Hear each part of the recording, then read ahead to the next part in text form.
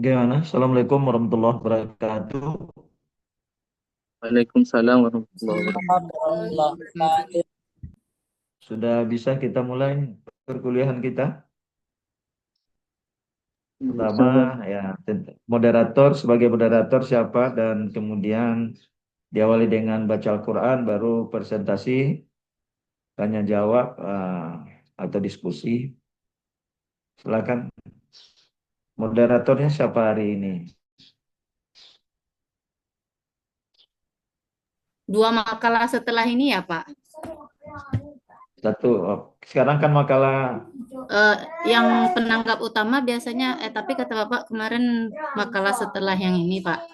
yang, Berarti yang dua makalah selanjutnya ya, Pak. ya. Sekarang ke 9 ya. Iya, Pak. Nah, berarti penanggap utamanya kelompok Kelompok 10, 10 Rita moderatornya Siswa. 11. 11 Nah, Yeni Martina, Pak. Belum datang ya, Pak. oh, belum. Nah, ya, itulah kenalannya ya. Mungkin bisa jadi sinyal atau karena Iya, cuaca Pak. juga. Musim hujan. Hmm. Dia dulu moderatornya, Bu. Gejalanya ada? Setelahnya lagi Jamal. Pak Jamal. Nah, Jamal ada Jamal. Ada ada Pak. Ah ya, bisa bisa Jamal atau sedang ada kegiatan lain Jamal? Ustadz Afdal loh, Bisa Pak. Pak. Afwan, Pak. Maaf, Pak. Salah, Pak. Ah, Ustadz Afdal. siapa? Baru Ustadz Jamal. Karena Ustadz Afdal Oh, nggak ada, ya. Ustadz Jamal kayaknya, Pak. Salah, oke. Ah, ini ada Yeni, udah datang juga, Pak. Nah, Setelah ada yang baru, yang lama ditinggalkan ya oh, Kak. terserah siapa yang itu tuh. Tidak begitu, Jamal. Ya urutan kelompok ya. Kalau ada yang setelahnya, kalau enggak tentu yang setelahnya lagi.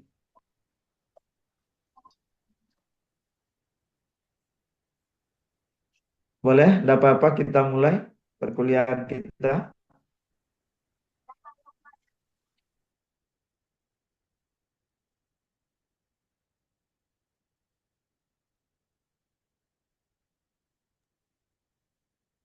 Moderator. Nah, Moderator Yeni. ada ya nih. Ada. Nah, lah belum Bukannya muncul Pak nih. Penanggap, Rita ya Pak. Ah, penanggap utama Rita. Kakak, kakak penanggap penanggap utama ya nih. Kakak penanggap penanggap utama Yen. ya. Kita Oh, penanggap utama. iya nih Tanang. moderator sini Pak. Ah, bawa tanang, Yen. Nah, Nggak tahu.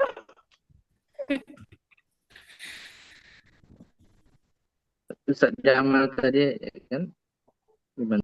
boleh sesuai dengan kesepakatan. Kalau Ya. urutannya seperti itu ya. Ya Pak. Bisa ini nanti Jamal bantu. Kalau enggak Ustaz Abdul aja lah. Tadi dari bilang sama Kak Din. Afdal belum datang. Baik. Yeni bisa. Bisa Kak, insya Allah. Mulai deh Pak. Ya. Ah, duduk buat tanang lu. Mendadak Ike baru muncul di kursi moderator. Yuk Pak. Wah, Baik. Ya, kan jadwalnya kan jadwal kuliah ya. Enggak mendadak itu ya, ada.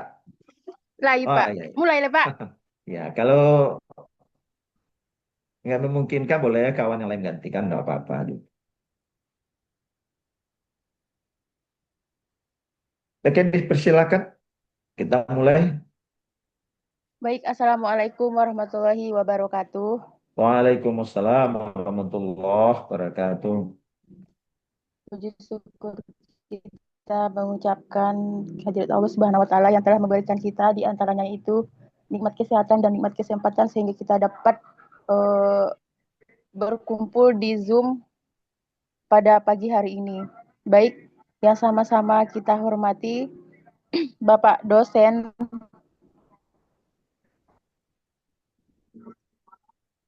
dan untuk selanjutnya sebelum kita memasuki presentasi makalah ada baiknya pemakalah membacakan ayat suci Al-Qur'an. Pada pemakalah dipersilahkan. أعوذ بالله من الشيطان الرجيم. Allah. بسم الله الرحمن الرحيم. قال ادخلوا في أمم قد خلت من قبلكم من الجن والإنس في النار كلما دخلت أمة لعنت أختها حتى إذا اداركوا فيها جميعا قالت أخراهم لأولاهم ربنا هؤلاء أضلونا فآتهم عذابا ضعفا من النار قال لكل ضعف ولكن لا تعلمون وقالت أولاهم لأخراهم فما كان لكم علينا من فضل فذوقوا العذاب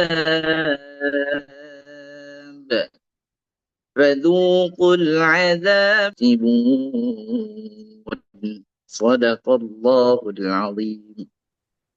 Alhamdulillah, terima kasih kepada pemakalah. Langsung saja pemakalah untuk presentasi makalahnya disilahkan. Terima kasih kepada moderator. Izin Pak Dokter, Ustaz, kita berbagi layar terlebih dahulu.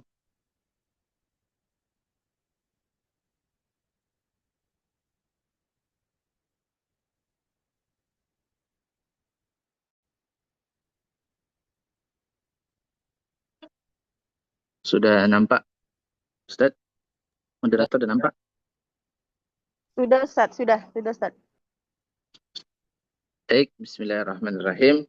Assalamualaikum warahmatullahi wabarakatuh. Baik, Anda akan menjelaskan atau mempresentasikan makalah yang berjudul tentang pendidikan Islam di era globalisasi. Yang pertama, pendahuluan. Latar belakang di era globalisasi mengubah banyak hal, khususnya kehidupan umat Islam karena kemajuan ilmu pengetahuan dan teknologi. Dampak di era globalisasi ini meranah ke semua elemen pendidikan. Pendidikan agama Islam misalnya, perkembangan era globalisasi tentu berpengaruh pada sistem pendidikan agama Islam di Indonesia saat ini. Tidak dapat dinafikan bahwa pendidikan agama Islam saat ini haruslah relevan dengan perkembangan zaman. Oleh karena itu, penulis tertarik menulis tentang pendidikan agama di era globalisasi.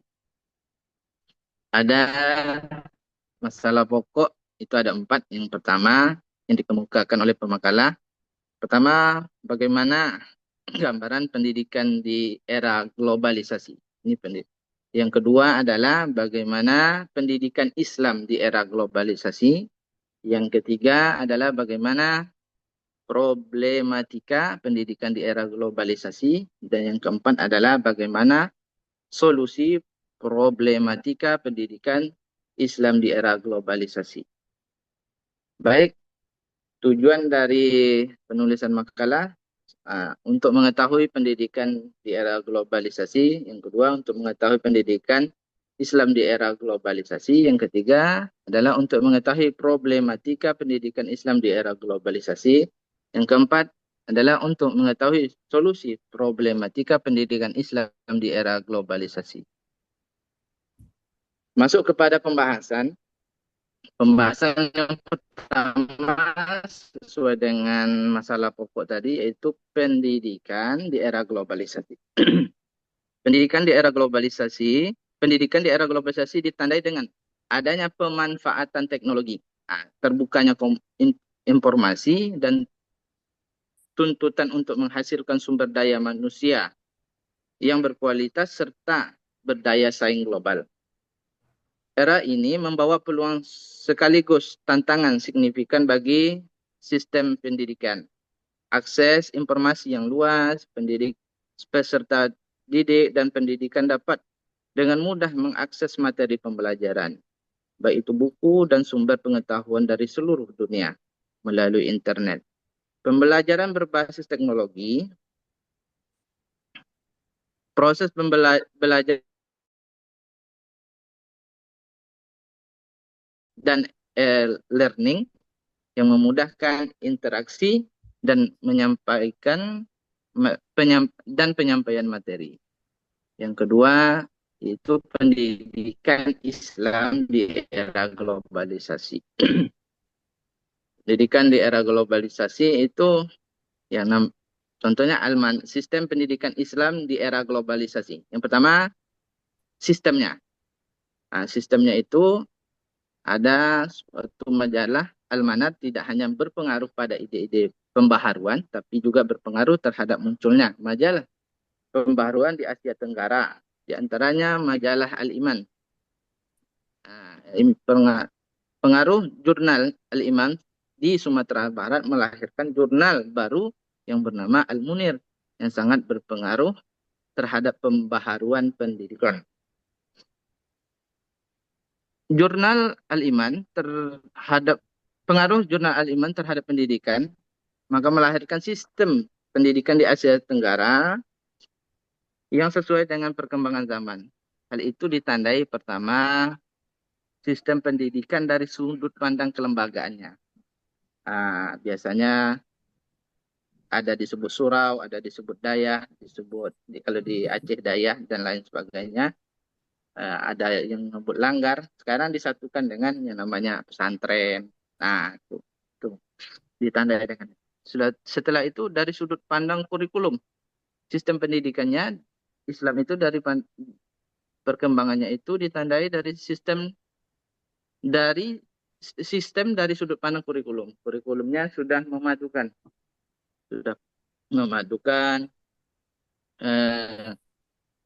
pembelajaran umumnya gitu. Selanjutnya, lembaga pendidikan di era globalisasi seperti pesantren, sekolah, madrasah, dan perguruan tinggi Islam. Selanjutnya, problematika pendidikan Islam di era globalisasi. Yang pertama, itu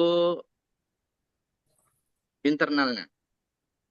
Problem internalnya. Yang pertama, relasi kekuasaan dan orientasi pendidikan Islam. Yang kedua adalah masalah kurikulum. Itu yang di internal problemnya. Yang ketiga adalah pendekatan dan metode pembelajaran. Yang keempat adalah profesionalitas dan kualitas SDM. Faktor eksternalnya itu adalah dikotomik. Yang kedua adalah too general knowledge. Yang ketiga adalah lack of spirit of inquiry. Selanjutnya yang keempat adalah memorisasi. Yang kelima adalah certificate oriented. Bisa dibaca di makalah. Selanjutnya solusi problematika pendidikan Islam di era globalisasi, yaitu melakukan nazar ataupun peninjauan ulang. Ada dua kaidah di sini yang dikemukakan pemakalah, masalah nazariyah. Ya. Kaidah nazariyah ini juga bagian daripada kaidah fikih dan kaidah tafsir juga. At-ta'ammul wal fasah. Ini melakukan perenungan dan pengujian, memeriksa secara cermat dan mendalam. Juga itu yang kedua adalah solusinya yaitu taklibul basar. Taklibul basar wal basirah liidraki syai' wa ru'yatihi. Jadi kita itu merubah sudut pandang pikir, baik basarnya dari sudut pandang matanya, pikirannya.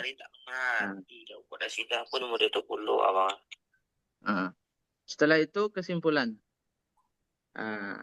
Kesimpulan di tengah-tengah gencarnya pengaruh mass kultur yang disebabkan oleh pengaruh kemajuan media massa yang tidak lagi bersifat lokal melainkan nasional bahkan global dan menyebabkan meningkatnya heterogenitas nilai di dalam masyarakat.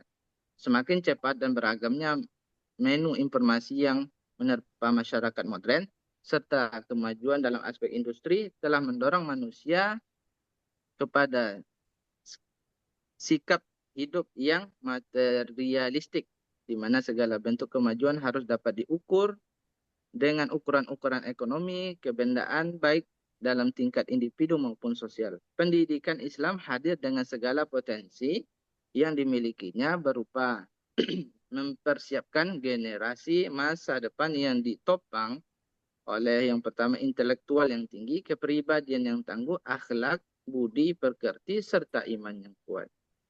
Itu. Terima kasih. Terima kasih. Itulah pemaparan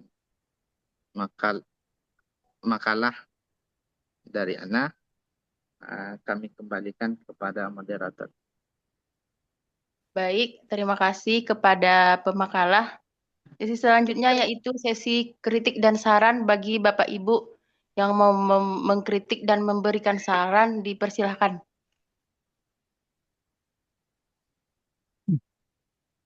Baik, moderator, karena kami adalah pemakalah berikutnya menjadi penanggap utama dalam makalah yang disampaikan oleh Ustadz Taufik hari ini.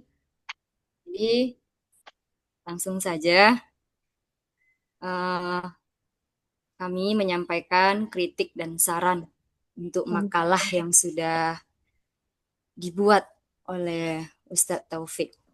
Yang pertama, dari segi penulisan dan daftar pustaka. Nanti Ustadz Taufik sesuaikan dengan pedoman penulisan karya ilmiah STAIPIK Sumatera Barat. Ya Ustadz. Yang kedua, dari segi isi atau konten makalah. Dari judul, seharusnya judulnya itu ada tambahannya itu Ustadz. Tidak hanya pendidikan Islam pada era globalisasi, tetapi juga ada pendidikan Islam pada era revolusi industri 4.0 itu.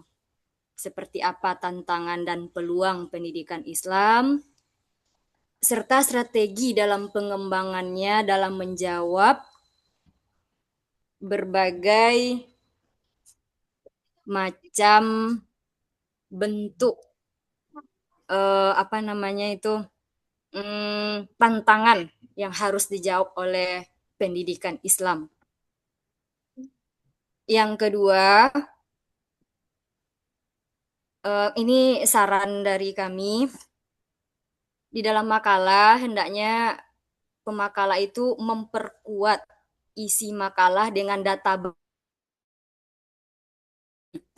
pendidikan Islam pada hari ini. Lalu,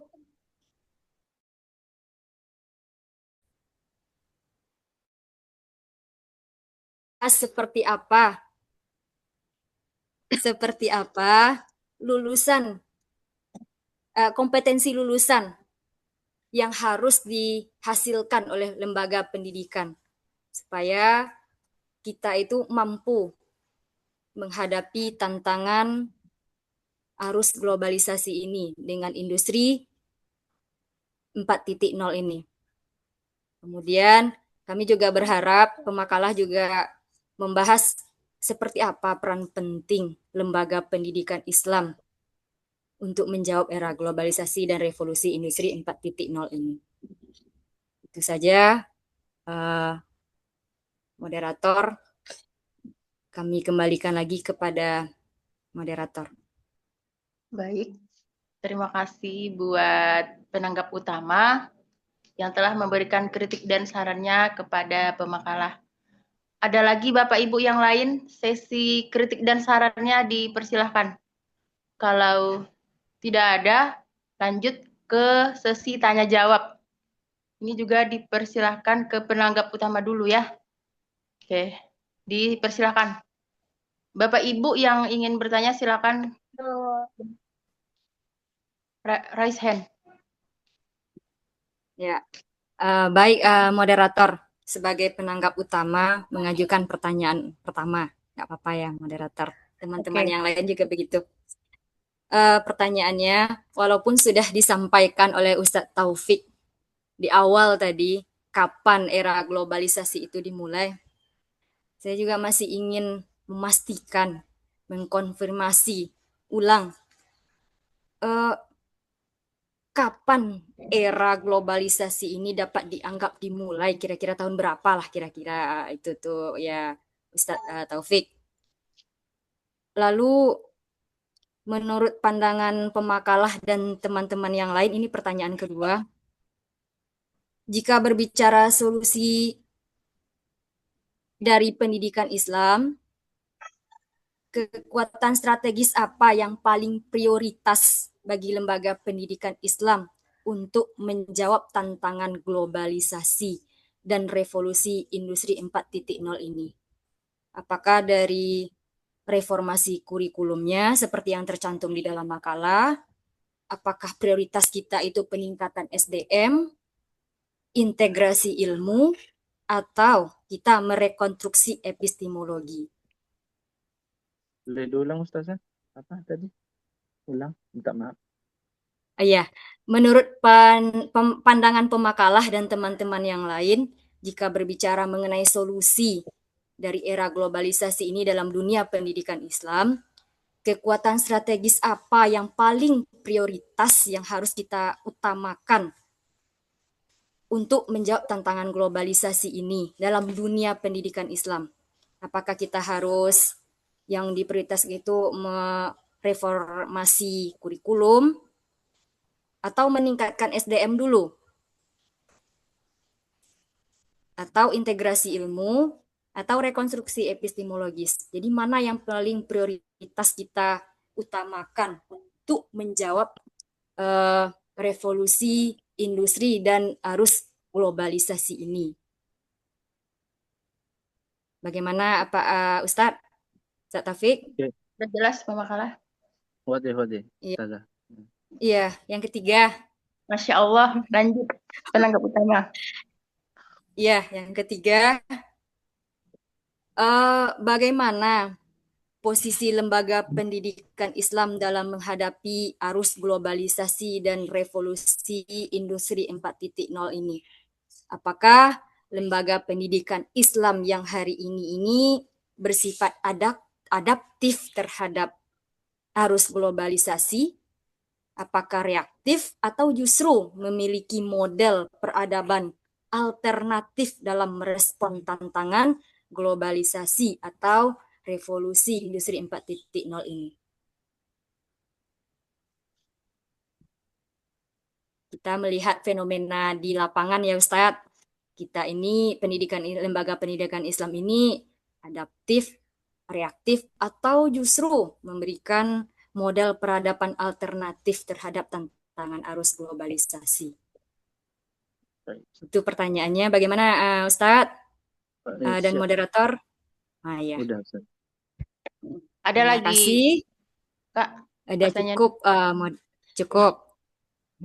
Terima kasih atas waktunya moderator. Baik. Saya kembalikan lagi kepada moderator. Baik. Oke, untuk sesi tanya jawab selanjutnya disilakan Ustadz Taufik Hidayat. Dipersilahkan. Baik, terima kasih, Dokter. Mohon sibuk. Sebelumnya perkenalkan, nama saya Taufik. Akan bertanya kepada Ustadz Taufik juga ya.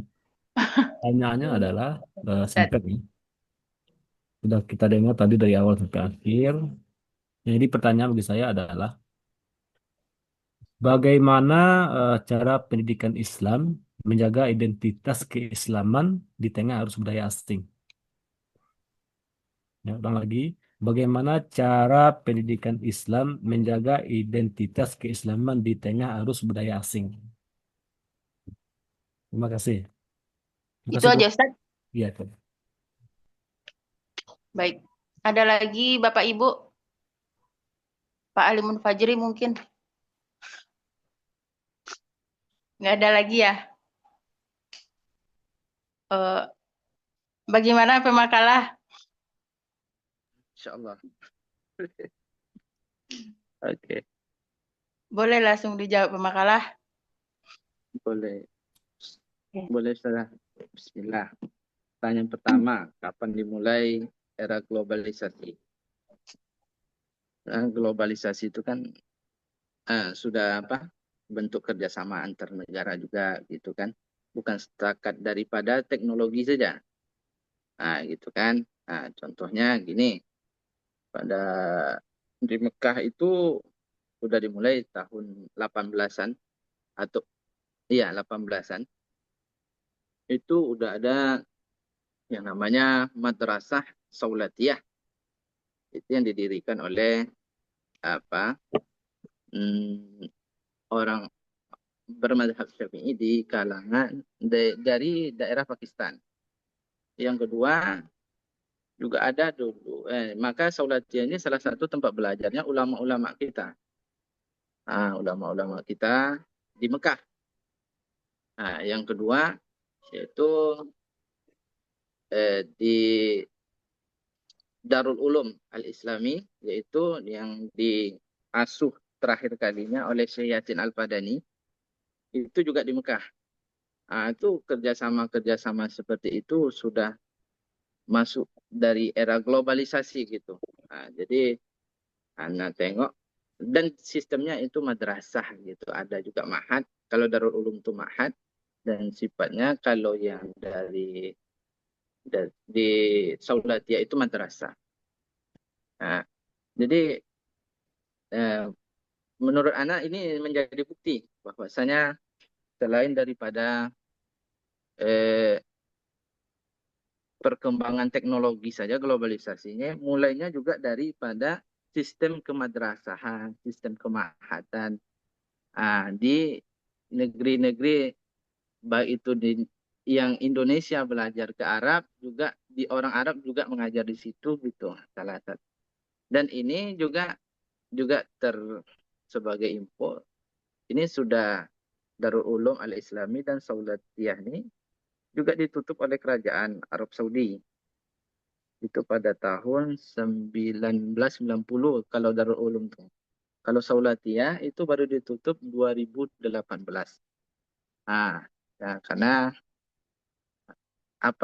kalau kita tengok pemikiran dari apa? Dari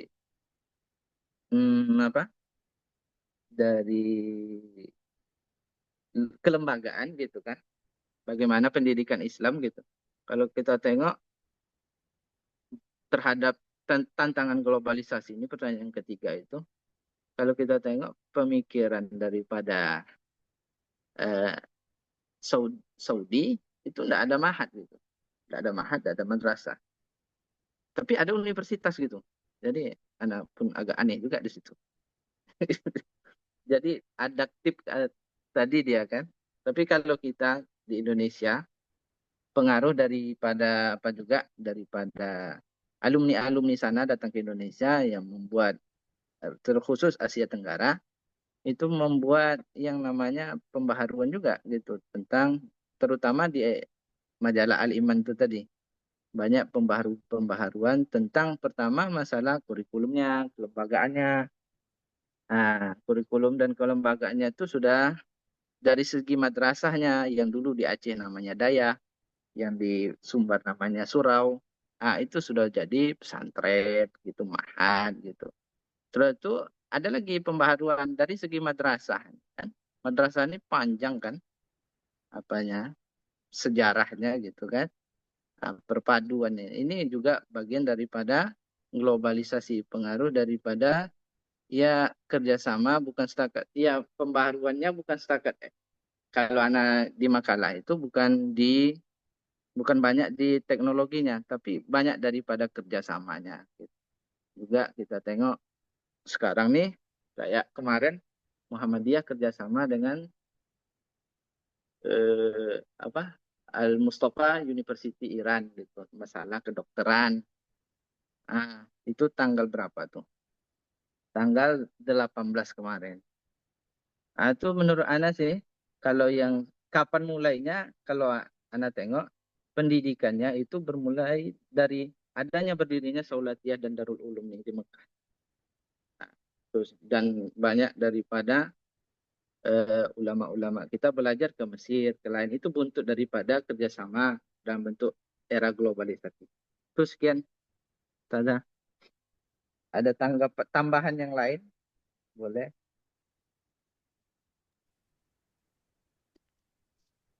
Ya Kembali baik, ke moderator. terima kasih kepada pemakalah. Mungkin ada tanggapan lain dari Bapak Ibu.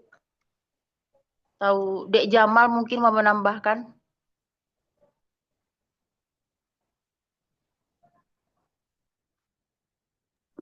Lempar dulu ke penanya, boleh? Ya. Oh ya, bagaimana penanggap utama? Iya, penegasan ulang Ustaz Taufik. Jadi yang dikatakan era globalisasi itu ditandai dengan adanya madrasah yang ada di Mekah. Jadi pembahasan globalisasi ini lebih menjurus ke arah pendidikan Islam yang disampaikan oleh Ustadz tadi ini. Yang menjadi pertanyaan itu kan globalisasi itu kan mendunia kan, tidak hanya dalam dunia pendidikan Islam gitu. Jadi yang ditandai dengan awal globalisasi itu apa gitu, biar konsepnya ada dalam kepala kita kan. Jadi dengan adanya kita tahu kapan mulainya globalisasi ini, kita juga bisa mempersiapkan apa saja yang perlu dipersiapkan untuk menghadapi berbagai problematika yang akan dihadapi ketika mengajar nantinya di dunia pendidikan.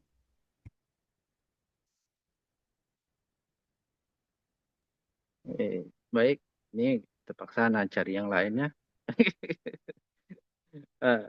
Ini kalau dari dari Investopedia, itu awal mula globalisasi modern dapat ditelusuri berbagai titik di abad 19. Ada juga dari perkembangan globalisasi dan asal-usulnya. Kalau ini di Unsada itu ada sebuah artikelnya. Itu awal mula peradaban globalisasi itu paling awal sebelum 1600-an. Ya, 1600-an. Ini belum lagi nih. Kalau Jadi dari maaf Ustadz, kajian historisnya tolak ukur awalnya itu kita menentukan globalisasi itu bagusnya dari mana? Dari mana harus apanya gitu? Ini anak tidak ada yang masukkan ke apa nih makalah. Silakan yang lain atau Ustaz Rocky itu anak. Baik, mengiringi jawaban aja ya.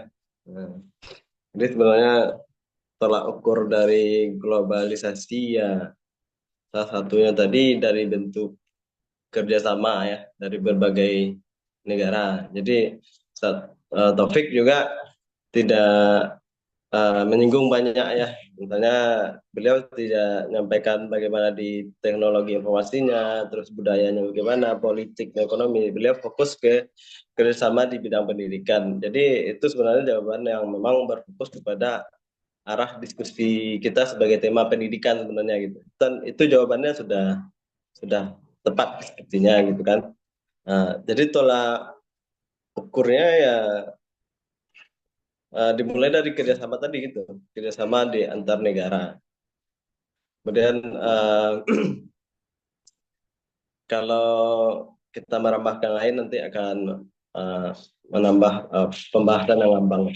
Itu saja tambahannya.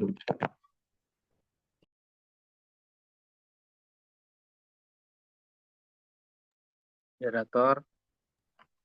Baik, ada lagi Bapak Ibu yang mau menambahkan jawaban dari pemakalah dan Pak Rocky Muslim tentang kapan dimulainya pendidikan di era globalisasi ini. Baik. Baik, kepada Bapak Jamal dipersilahkan. Oke. Tadi kan membahas tentang kapan dimulainya. Dengar nggak suara anak Bapak Ibu? Kedengaran, Pak. Dengar ya. Alhamdulillah. Jadi tadi kan membahas kapan dimulainya era globalisasi. Secara pengertian kan globalisasi itu kan proses terjadinya hubungan antar negara. Itu namanya globalisasi. Nah, yang menjadi bikin kita ambigu atau bingung itu, kalau pengertian globalisasi itu proses terjadinya hubungan antar negara, kita nggak tahu kapan negara ini, udah jemaah umroh. Jadi kita nggak tahu kapan antar negara ini saling berhubungan satu sama lain. Nah, tetapi yang jelas, kalau sepengetahuan saya ya, globalisasi ini kan ada kaitan dengan kemunculan teknologi. Kalau kita menjurusnya sekarang kepada pendidikan, berarti yang perlu kita pahami itu sejak mulai teknologi dan informasi itu berkembang. Nah, kalau kita di dalam, mau ya Pak Ibu ya, anak lagi nangis jadi bercampur suaranya. Nah, jadi kalau kita melihat teknologi itu berkembang, kan kita bisa tengok juga tuh di Indonesia waktu kita sekolah SD dulu itu teknologi belum sepenuhnya ada, ya kan? Tetapi kita lihat dari sejarahnya itu tahun 1900-an kan sudah mulai ada komputer, sudah mulai ada teknologi informasi, lalu kemudian satelit sudah ada gitu. Mungkin ini bisa jadi jawaban juga yang mungkin kurang bermanfaat bagi Bapak Ibu semua, bahwasanya globalisasi ini kayaknya munculnya 1980-an deh. Karena kalau sudah ada komputer, tentunya sudah bisa berbagi informasi antar satu negara ke negara yang lain.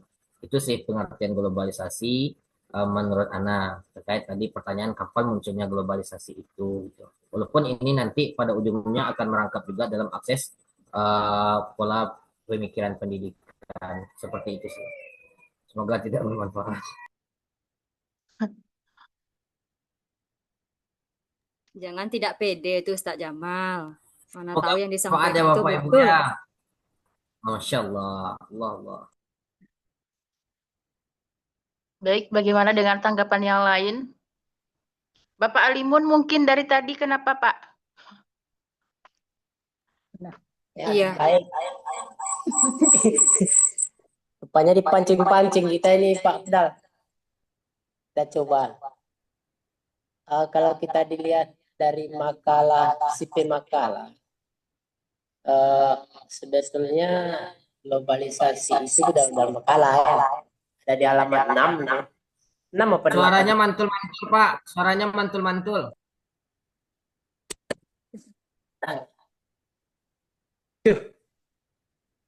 Ya. Kalau kita lihat dari makalah sipil makalah, itu jawabannya ada di halaman, kalau enggak 6 halaman 8 tadi kalau saya. Itu awalnya dari abad ke-16 ya. Abad ke-16 itu udah dimulai. Dan tampak nyatanya abad ke-20 ya, 1920 dengan berdirinya lembaga madrasah. Itu udah ada di makalah. Cuman mungkin pemakalahnya agak kurang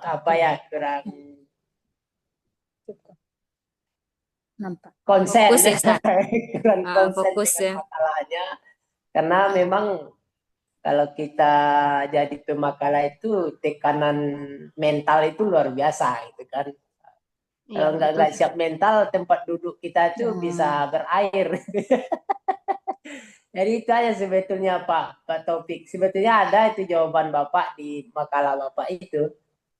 Nah itu dari awal abad ke-16, lalu 1920 muncul madrasah, itu kan sudah globalisasi kan. Karena dulunya pendidikan itu talaki ya Pak ya. laki begitu. Biasanya Pak Taufik apal itu kan. Kalau yang jadul-jadul itu Pak Taufik apal betul. Tapi karena ini belum pemakalah ya tekanan mental itu memang ada. Sehingga kita fokus agak lari gitu. Saya merasakan juga itu Pak, sama dengan kawan-kawan yang lain itu. Itu biasa, yang namanya kita berproses ya, biasa-biasa aja. Ya barangkali itu sedikit bantuan yang bisa saya berikan Pak Taufik. Mudah-mudahan dengan pancingan moderator tadi gimana nih Pak Alimun kan. Takut pula saya nggak berkomentar hari ini kan.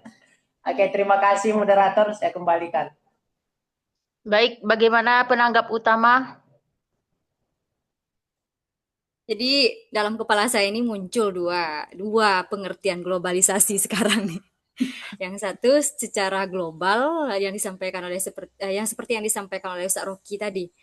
Ada dalam bidang politik, apa tadi lagi ya Ustaz? Budaya, ekonomi. Iya, ekonomi satu seperti. Informasi juga. Iya, itu pengertian secara banyak. Tuh. Jadi kalau dari pemakalah dengan Ustadz Alimun, itu globalisasinya itu dalam sistem pendidikan Islam. Begitu ya Ustadz? Iya, Iya. sudah disampaikan.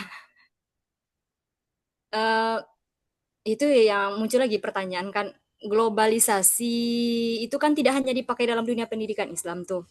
Mendunia pakai kata arus globalisasi gitu. Jadi konsep seperti apa gitu kan harusnya supaya duduk dalam kepala kita itu supaya globalisasi itu pengertiannya luas. Gitu pertanyaannya supaya kita itu jelas duduk di sini perkaranya nih sebenarnya makanya pendidikan Islam itu seperti ini sekarang. Kan itu yang mau kita bahas tuh. Jadi kita punya bekal nanti, kita punya ilmu tentang globalisasi ini. Dan kita juga punya solusi nantinya ketika terjun dalam dunia pendidikan. Ini bukan untuk menguji-uji apa enggak, cuman perlu kita apakan gitu kan. Masalahnya kita sebagai pendidik juga, sebagai orang dewasa juga yang menentukan pendidikan Islam itu sendiri kan gitu tuh. Mungkin itu tanggapan dari saya moderator. Kembali kepada moderator. Satu lagi moderator. Tadi Jamal tertangkap sama Kak Jamal. Hubungan antar negara kan gitu. Kalau hubungan antar negara, kalau itu disebut dengan globalisasi dari dulu-dulu sepertinya hubungan antar negara itu selalu ada gitu. Betul.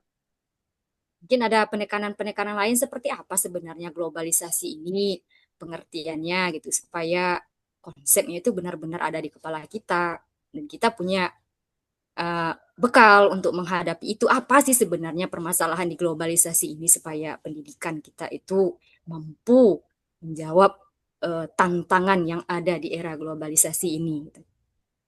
Itu moderator, kembali kepada moderator. Baik, langsung saja pemakalah. Izin sebelumnya Pak ya. Lanjut Ustaz Jamal. Izin ya Kak ini. Jadi gini, dari uraian pertanyaan yang disampaikan oleh Kak Rita Siska tadi kan, nampaknya pertanyaan ini penting untuk kita semua dan pertanyaan ini sepertinya banyak butiran-butirannya nih. Banyak poin-poin penting yang harus dijelaskan sama Al-Mukarram wal Muhtaram Al-Hurmat Bapak Muhammad Taufik ya. Yang Anda tangkap tadi dari Kak Rita tadi itu kan pengertian globalisasi, pengaruhnya dalam pendidikan, lalu kemudian siap siaga kita nanti dalam menghadapi era globalisasi gitu kan. Kayaknya nanti Ustaz Taufik betul-betul serius nih menjelaskannya nih, karena ini hidangan besar ini dari pertanyaan Kak Rita Siska gitu. Saya mendorong aja sih, nggak bisa membantu juga terlalu banyak. Dan tadi itu yang saya bilang ya hubungan antar negara, iya sih hubungan antar negara itu udah lama gitu kan. Sejak dulu mengirim surat pakai merpati udah ada juga hubungan antar negara gitu kan. Apalagi dulu kita hanya tidak mengenal globalisasi, tapi hanya mengenal global TV kan. Jadi mungkin jadi apa juga bagi kita bersama pertanyaan Kak di tesis Kak ini. Kayaknya nanti kepada Bapak dosen kita juga kita minta lah ya, karena orang banyak berbicara di sekitar kita globalisasi, globalisasi, tapi pada nyatanya pemahaman kita terkait globalisasi tidak sepenuhnya kita kuasai gitu. Ya, semangat Ustadz Muhammad Taufik. Pagi udah dapat sarapan ya. Mohon maaf, bentar ya Ustaz Rocky. Moderator, eh pemakalah. Ini bukan memojokkan tidak, cuman ini apa ya, sebagai orang Islam gitu kan, tentu kita punya tanggung jawab juga terhadap pendidikan Islam gitu. Paling tidak kita punya sumbangsi sedikit lah, biar tidak bapak-bapak yang ada di kementerian saja yang memikirkan tentang pendidikan Islam gitu. Itu Sama-sama. moderator. Ja.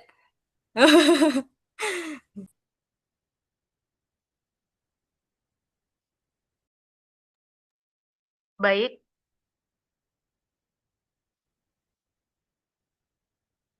pertanyaan selanjutnya, bagaimana Ustadz? Pandangan pemakalah tentang strategi utama ya di era globalisasi ini. Dia yang pertama tadi kan ya kita strateginya bukan dari segi kurikulum saja, bukan dari segi apa, menyeluruh. Menyeluruh dia. Karena dia pembaharukan nawazil. Jadi istimbat nawazil itu juga kita harus dari sudut pandang apapun. Jadi makanya pemakalah tadi menuliskan strateginya harus menyeluruh dari sudut pandang apapun. Taklibul basar itu tadi kan. Kita itu mengalihkan pandangan yang selama ini misalnya gimana ya menjelaskannya? Pandangan kita terhadap pendidikan itu seperti ini sekarang di era ada yang namanya teknologi pembaharu. Kita juga harus tengok sisi, biasanya kita nengok adaptif gitu kan, kita tolak gitu kan. Tapi sekarang ini kita harus memandang dari sisi penolakan kita tuh gitu. Jadi sehingga tapi dari sisi positifnya juga gitu. Peluangnya gitu. Taklibul basar wal basirah li idraki syai' wa ru'yatihi. Kita mengambil sudut pandang yang berbeda gitu. Itu istilahnya. Jadi dari banyak sudut pandang akan menghasilkan sesuatu yang matang gitu. Kalau dari Ana itu sih. Kalau satu misalnya dari segi kurikulum saja, SDM-nya tidak mampu kan juga bermasalah. Kalau dari misalnya dari SDM saja, kurikulumnya SDM-nya mampu, tapi kurikulumnya bermasalah juga dari segi eksternalnya gitu. Dari kita harus kaji semua, baik itu dari segi eksternalnya pendidikan kita, sistem baik itu sistemnya ataupun materinya ataupun politiknya juga kita harus kaji bersama. Itu dari Ana sih, kalau ada tambahan daripada ustaz lain gitu tentang ini, tafadhol masykurah.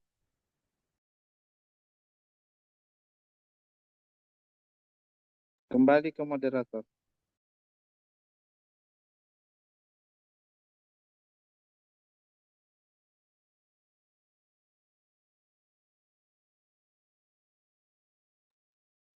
Moderator. Sepertinya Bu Yeni belum hidup. Kurang konsen, Pak. Bagaimana penanggap utama? Ada komentar sepertinya dari Ustaz Rocky. Oh iya. Kepada Ustaz Rocky dipersilahkan. Baik, jadi apa yang disampaikan oleh penanya itu betul ya. Jadi kita diskusi ini tujuannya bagaimana kita menambah pengetahuan kita juga. Di sini nggak ada menjatuhkan siapa atau siapa yang terjatuh gitu, siapa yang keringat dingin ya. Intinya diskusi ini ya diskusi untuk menambah kemajuan. Jadi saya mencoba untuk kita preteli dulu satu persatu berarti. Jadi di sini kan tadi ada era globalisasi ya. Jadi kalau secara terjemahan bebasnya ya, gini nggak pakai terjemahan eh, sumber dari mana gitu ya. Kalau secara terjemahan bebas, era globalisasi itu bagaimana suatu era yang secara apa namanya, secara ilmu pengetahuan, secara ekonomi, secara budaya dan teknologi itu sudah banyak bercampur ya antara teknologi, budaya asing yang masuk ke suatu negara. Kalau kita di Indonesia berarti masuk ke negara Indonesia gitu. Jadi dalam segi kerjasama di bidang informasi pun kita sekarang menikmati misalnya kayak teknologi HP, AI, segala macam itu adalah bagian dari bentuk globalisasi gitu. Kalau sekiranya teknologi ini mereka manfaatkan saja untuk di negaranya, maka kita tidak akan menikmati kemajuan teknologi ini. Dan salah satu bentuk dampak positifnya itu kita sama-sama menikmati kemajuan teknologi secara internasional gitu. Tetapi era globalisasi juga bisa menggerus ya. Maksudnya sini negatifnya dari era globalisasi, yang pertama dapat mengancam budaya lokal gitu. Jadi kebudayaan yang sudah terpatri lama gitu kan, atau spiritual ya, atau nilai-nilai keagamaan yang sudah tertanam di sebuah masyarakat dapat mengancam hal-hal yang baik yang ada di suatu daerah gitu. Nah, kemudian negatifnya dari globalisasi juga persaingan semakin ketat gitu. Jadi kita nggak bisa santai-santai lagi gitu kan. Nah, kalau dulu karena kita merasa tidak ada kompetitor, maka kita merasa ya aman-aman aja gitu. Tapi ketika ada era globalisasi ini, kita harus melek, ya. Melek secara uh, otak, secara pemikiran kita, secara hati kita, pokoknya secara keseluruhan kita harus melek. Jadi untuk menanggapi era globalisasi ini, maka kita harus sebagai orang yang kita arahkan kepada pendidikan ya. Masuk ke pertanyaan ketiga itu bagaimana posisi lembaga Islam. Itu salah satunya ada lembaga Islam yang menerapkan Islam terpadu gitu kan.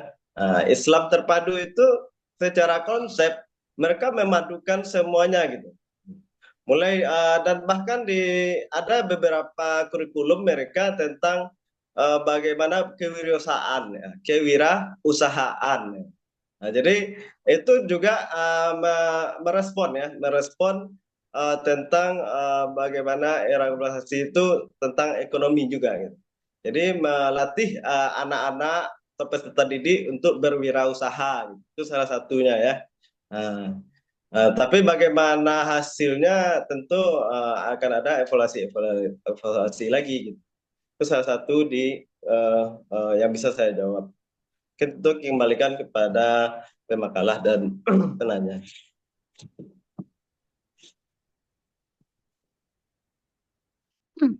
Baik, bagaimana penanggap utama? Ya, terima kasih Ustaz Rocky.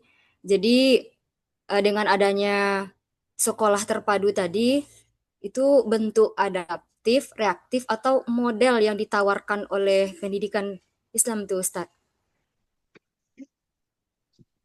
Ya, bisa dalam bentuk reaktif juga bisa dalam bentuk model ya. Berarti ketiga-tiganya ya Ustaz? Adaptif tidak kayaknya. Ini mengikut ya, reaktif dan model ya. Reaktif dan model. Ya, baiklah. Sudah dapat saya pahami dari jawaban yang sudah disampaikan oleh pemakalah maupun penambah jawaban. Jamal aduh.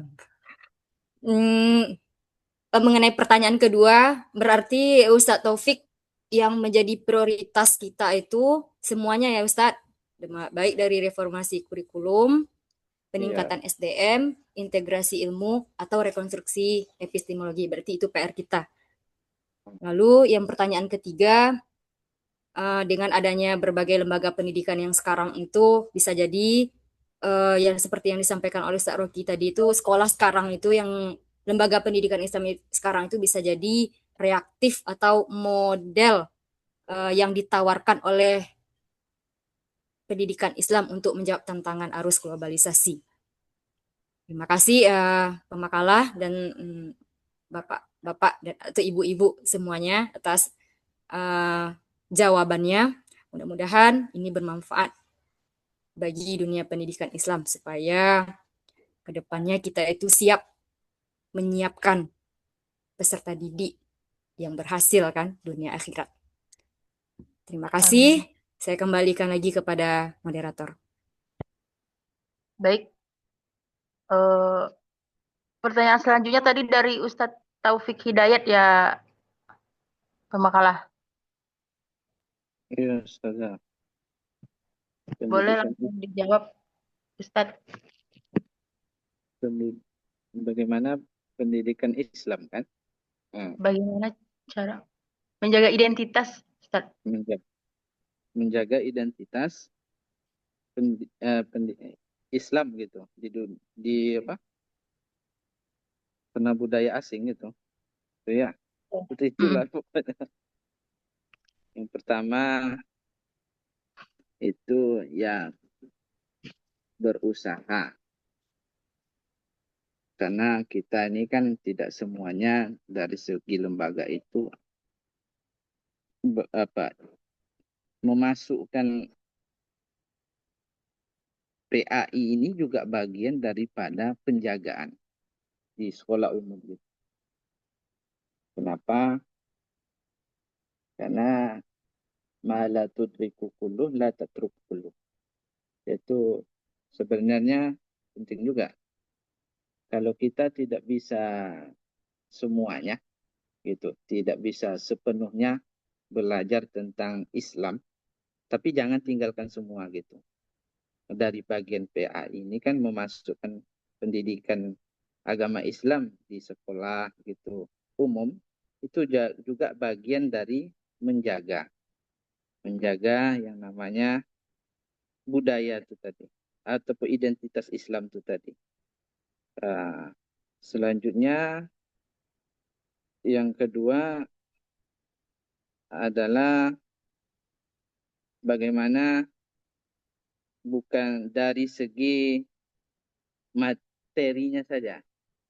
Misalnya pendidikan Islam kita ini bukan dari segi materi saja, tapi dari segi pengawasan amaliyahnya gitu, prakteknya. Jadi kan kadang kita di segi materinya saja, kontennya saja kita perbaharui, tapi dari segi amaliyahnya itu tidak ada kurangnya pengawasan daripada kitanya gitu. Malah contohnya saja lah. Misalnya kita ngajarkan anak-anak untuk sholat. Tapi kitanya tidak sholat gitu. Itu sudah bentuk dari tidak menjaga identitas gitu.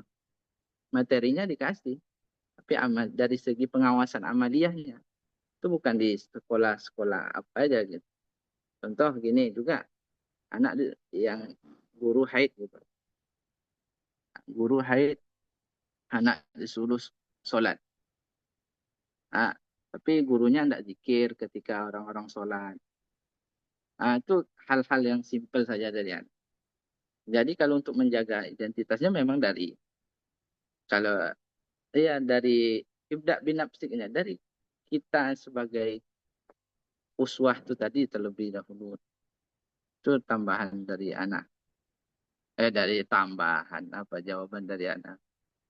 Ada yang lain yang ingin menambahkan? Nih. Kembali ke moderator. Bagaimana penanya? Mana Ustadz ini nih? Nih, saya. Nih, hadir. Terima kasih kepada Ustaz Muhammad Taufik yang menjawab. Kenapa saya tanyakan begini? Karena kita lihat nih, dia Islam seperti orang India kan, yang ada di mana-mana dia Islam. Tapi sebenarnya identitas Islam kan bukan sekedar di kartu tanda penduduk saja kan. Saya lihat di India, yang Islam itu yang kerudungnya kayak yang asli itu kayak apa? Saya lihat itu banyak sekali itu orang Islam, dan dia mengaku Islam gitu. Kerudungnya cuma sebatas menutup saja ya, sebatas telinga. Ada lehernya nampak. Gitu. Jadi dia itu kalau kata orang Solo itu takuduk namanya. Nah, makanya saya menanya ini bagaimana sebenarnya menjaga identitas Islam itu apakah benar begitu gitu. Mungkin kepada teman-teman yang lain yang bisa menerangkan ya, pertanyaan yang eh, saya yang belum sangat meyakini dengan paham sih. Silakan para teman-teman. Tadi dia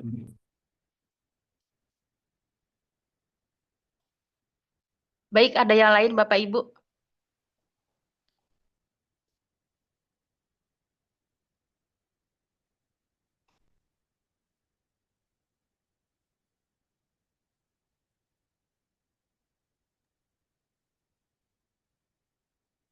Boleh, Ustazah, Ana juga mau nambahkan jawab.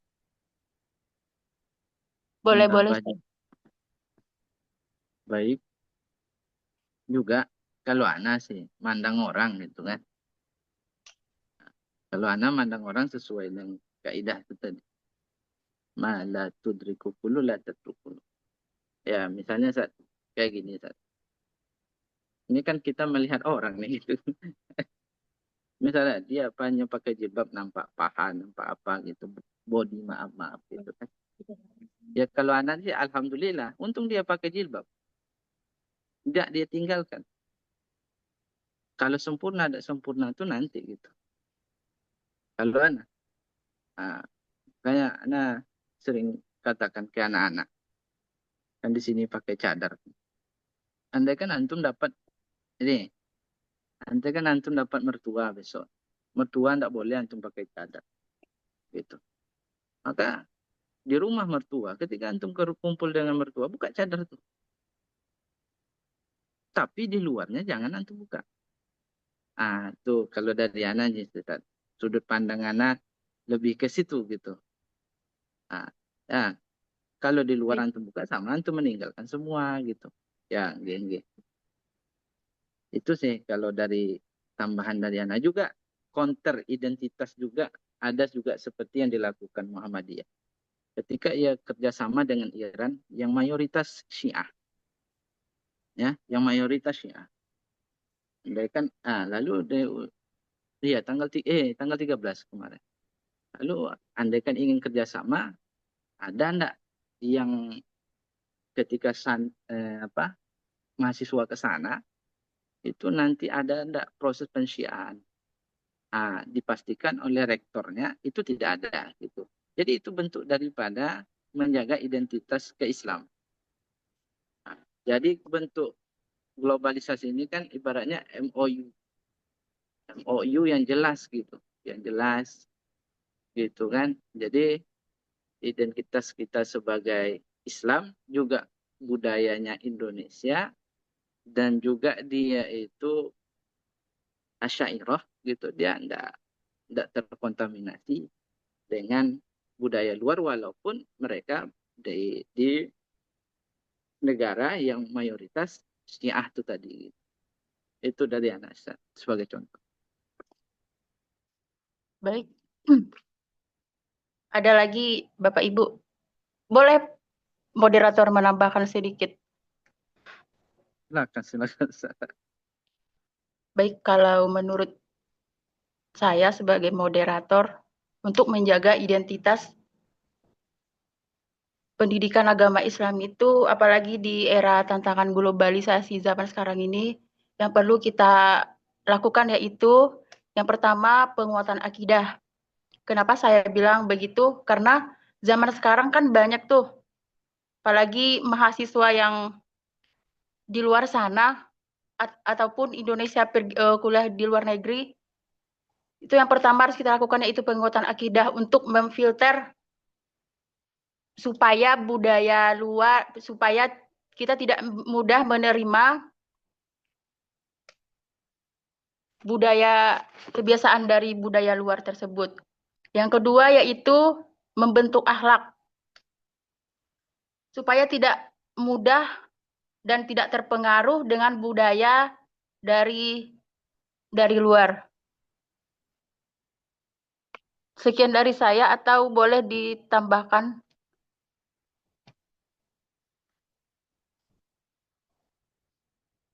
Kepada Pak Alimun dipersilahkan. Bagaimana pendidikan Islam? Oke, terima kasih atas kesempatan yang diberikan. Saya ingin mencoba sedikit berbagi tentang bagaimana pendidikan Islam itu menjaga keislaman di era globalisasi. Kalau saya berpendapat, kebetulan saya orang Solo. Orang Solo itu identik dengan sawah. Sebagaimana background saya ada sawah di belakang. Dan salah satu nilai tambah dari sawah itu adalah belut. Balui. Balui masuk kami. Jadi balui ko hidupnya dalam lumpur. Lumpur itu bermacam-macam kotoran ada di dalam. Tapi begitu belut dikeluarkan dari dalam lumpur, rasanya cukup wah. Nilai gizinya cukup tinggi. Sehingga kalau di sini 1 kilo 120.000. Mahal. Mahal. Dari situ dapat kita ambil anekdot bahwasannya kita Islam itu tetap bisa mempertahankan keislaman kita walaupun zaman itu berubah-ubah terus. Caranya berlakulah kita seperti belut. Walaupun tempat kita kotor, walaupun tempatnya ada di lulu atau ludak, tapi dia tetap eksis, bahkan dia tetap berharga. Dan Islam juga begitu. Walaupun kita itu dimasuki oleh kemajuan teknologi, yang menjadi identitas Islam kita itu tetap kita jaga. Berawal dari kita pribadi. Setelah kita pribadi, ya kita ajak ku anfusakum wa ahlikum lagi. Yang dekat-dekat dengan kita, anak istri kita, kemenakan kita, termasuklah keluarga besar kita gitu kan. Itu harus mampu, minimal itu ya bagian kita. Harus mampu kita tegakkan Islam itu di sana. Dan kita tidak boleh menonjolkan faham. Faham ya. Kalau kita, itu Imam Hanafi, itu Imam Hambali, itu tidak usah diperdebatkan. Dan itu tidak usah ditonjolkan. Silakan itu amalkan pada diri-diri kita pribadi, tapi tidak menonjolkannya, tidak memaksakannya kepada orang lain. Karena dalam agama Islam itu sangat menjunjung tinggi tasamuh. Dan selagi kita bisa saling bertasamuh, saling menghargai, dan tidak menonjolkan identitas kita secara khusus, apalagi memaksakannya pada orang, itu insya Allah nilai-nilai Islam itu akan tetap terjaga. Seperti kita hari ini, kan kita tetap sholat, tetap mengaji, apalagi Pak Jamal bertambah-tambah sering ke Mekah, kan itu luar biasa.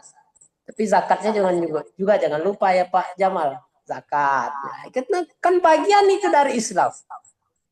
Pas seminar bareng man.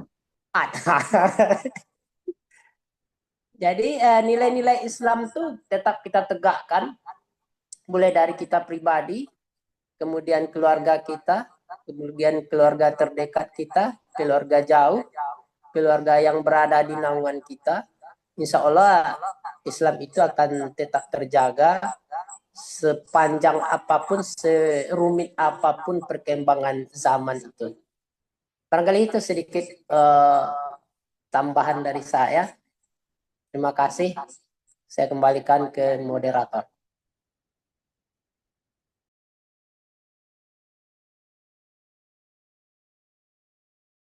Hidupkan mic-nya Kak. Kak ya, hidupkan mic-nya Kak. Ya maaf. Baik, terima kasih kepada Bapak Alimun Fadri yang sudah menambahkan jawabannya. Atau langsung ditanggap sama Kak Rita. Kepada Kak Rita dipersilahkan. Ya, terima kasih moderator. Ya. Mengenai pertanyaan yang diajukan oleh Ustadz Taufik Hidayat, bagaimana cara kita menjaga identitas kita di era globalisasi?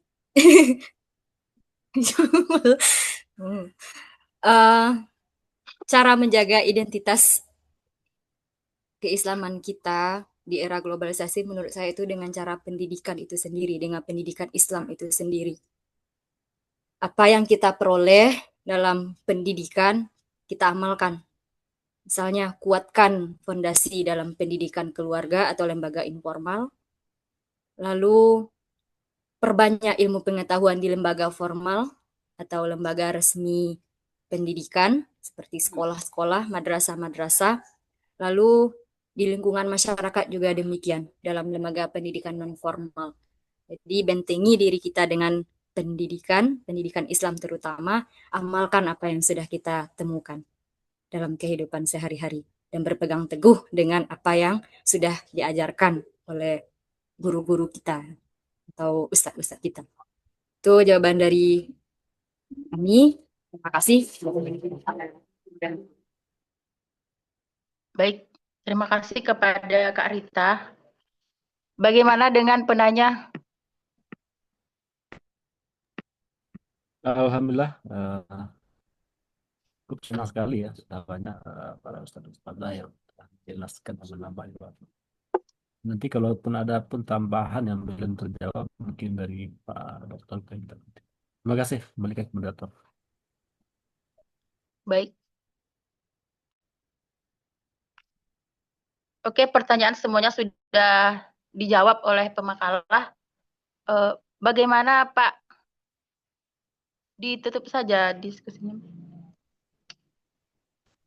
Atau Nggak ada yang atau mungkin masih ada yang mau menambahkan karena ini mungkin pengalaman-pengalaman di lapangan terkait dengan tantangan pendidikan Islam di era globalisasi dan revolusi industri 4.0 ini. Nah, jika ada mungkin dari pengalaman-pengalaman dan memang sudah ada actionnya di dalam pengelolaan pendidikan karena di antara kita kan sudah banyak juga yang berkecimpung dalam dunia pendidikan terkait dengan ada pengelolaan pesantren misalkan gitu ya.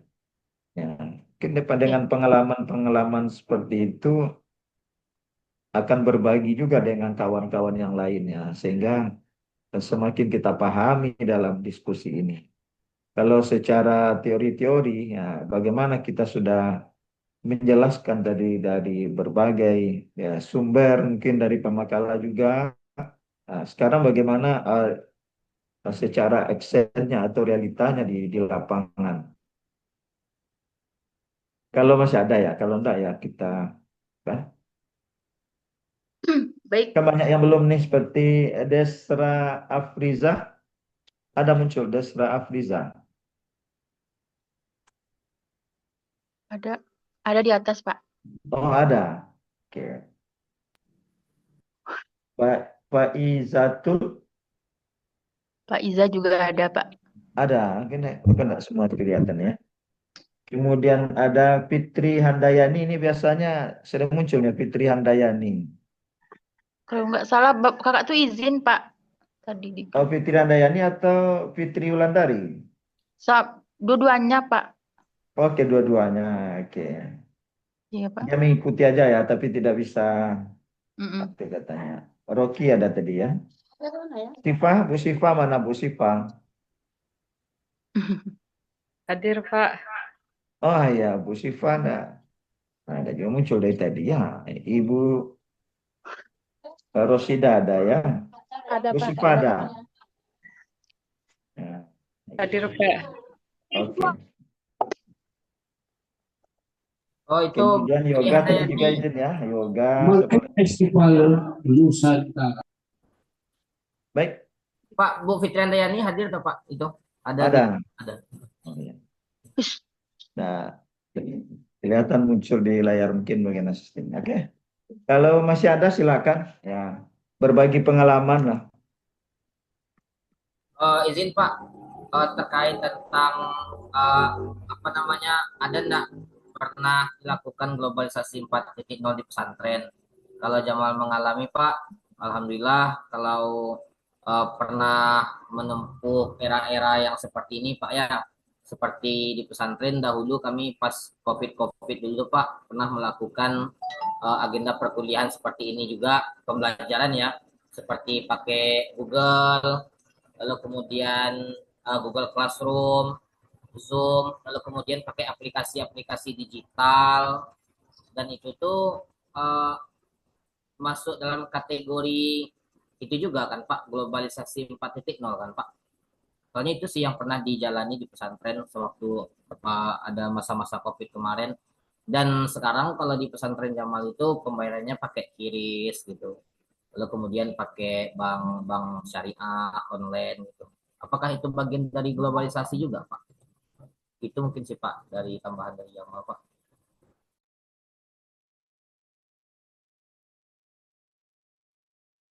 Pak, itu sih, Pak, tambahan dari Jamal, Pak. Oke. Pak Afdal hadir, Pak. Oke, Afdal. Itu filter enggak? Cuma tuh enggak. Pak, mau tanya juga, Pak. Oh, langsung ke apa dulu ya, Mas? Yang lain tunggu dulu. Terkait dengan kita selesaikan dulu, macam gini. Masih ada diskusi kita tadi, atau masih ada yang ingin menambahkan, atau mungkin pertanyaan? Ibu yang ingin bertanya, disilahkan. Berarti masih ke pemakalah ini, Pemakalah Pak dulu Dokter? ya, belum ya. Masih ke pemakalah. Iya, bolehlah. Sama pemakalah sama teman-teman yang lain juga lah. Kakak juga orangnya. Kira-kira apa perbedaannya ini? Globalisasi sama revolusi industri 4.0 atau sama apanya nih? Itu sama barangnya gitu kan. Biar paham ini, ada nggak perbedaannya nih gitu. Atau sama orangnya gitu. Itu saja moderator, balik kepada ini. Ya, bagaimana pemakalah?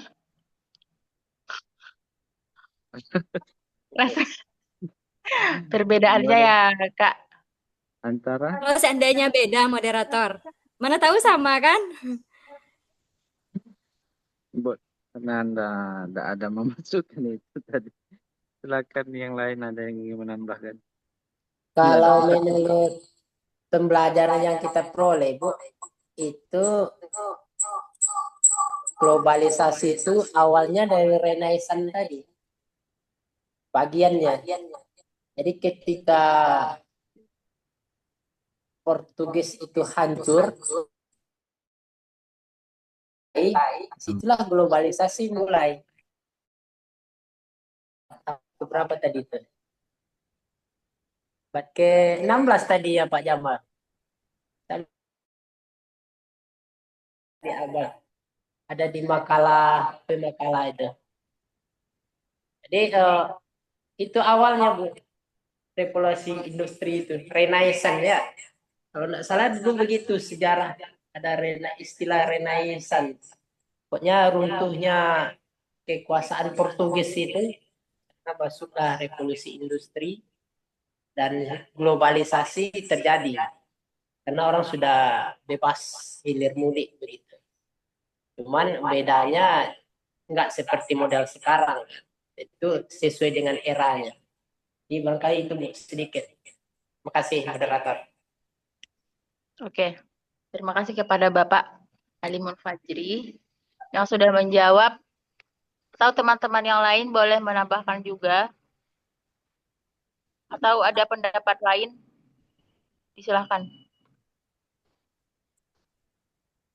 Boleh ditanggapi dulu moderator? Nanti saya lupa. Oke, silakan Kak. Jadi mengenai Renaissance, kebangkitan kembali ya Pak Alimun Fajri, itu dari sudut pandang dunia barat kan Pak Alimun Fajri?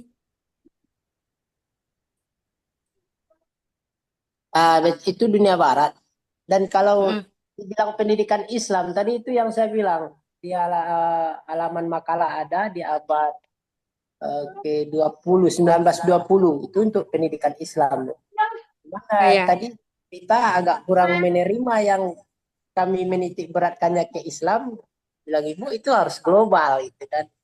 Jadi sementara enggak maksud saya Pak, kita itu dunia Islam Bu. Jadi saya juga ya kadang saya berpikir negatif pula sama Ibu tadi ini Ibu ini mau ngapain hanya ini kan, kita bahasan kita pendidikan Islam, kok Ibu tuh nggak nerima itu. Jadi saya kecewa juga dengan teman-teman tadi yang ya bikin pemakalah jadi terpojok jadinya gitu. Karena pertanyaannya bertubi belum selesai yang ini dijawab udah datang lagi.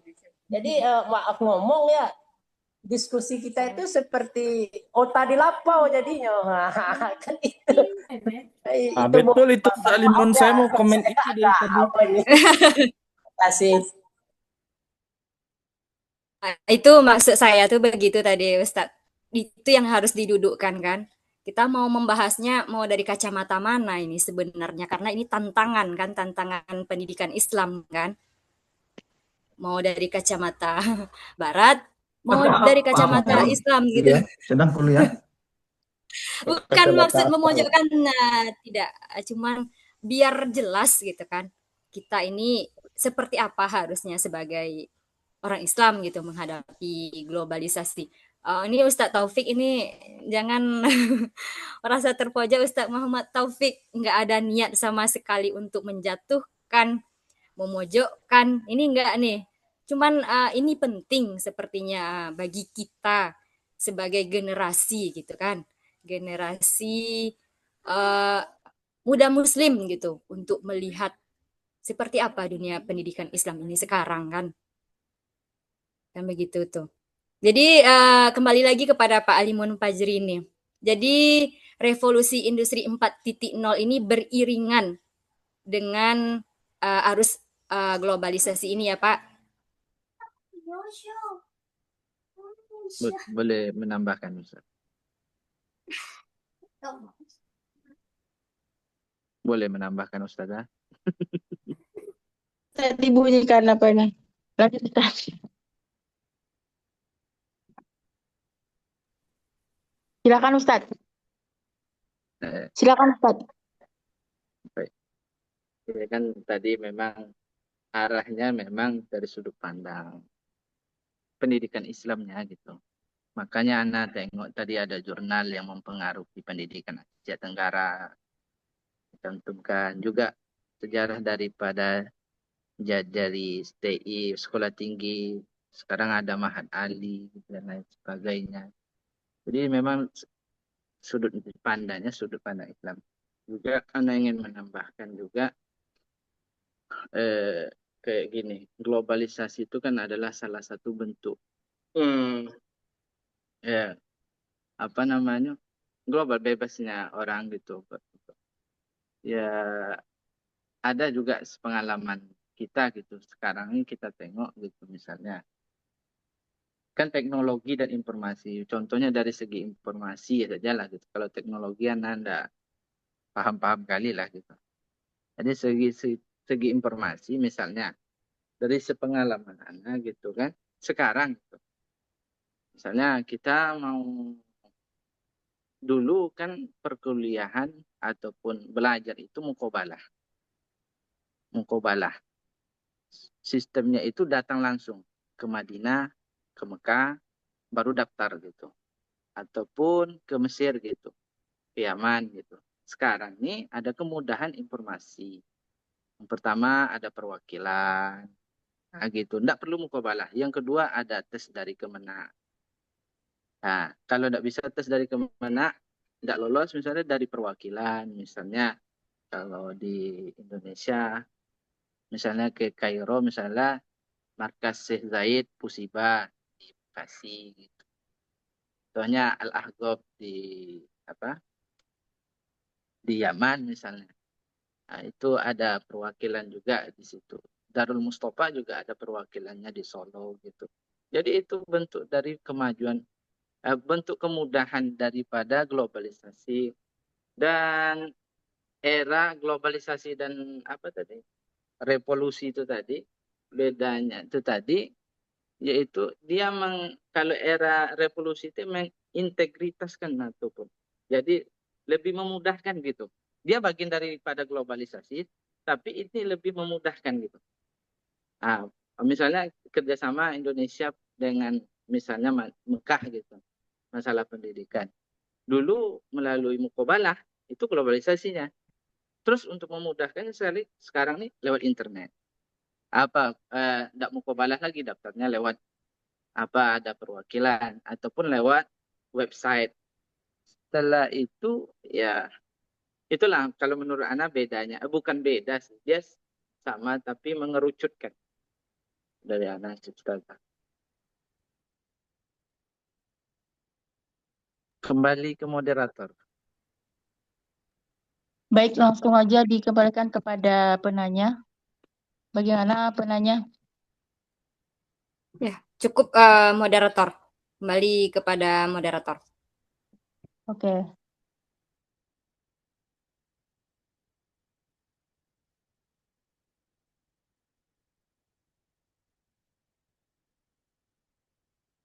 Moderator. Hidupin mic-nya, Kak. Mic-nya moderator. Baik. Bagi teman-teman yang ingin berbagi pengalaman seperti yang dibilang Bapak dosen kita tadi, kalau tidak ada yang bertanya lagi ya. Iya kan Pak? Oke, kalau enggak ada ya dicukupkan kita. Ya kalau rasanya tidak ada lagi Pak. Oh, enggak ada. Enggak apa-apa. Iya Pak. Baik, disilahkan kepada Bapak.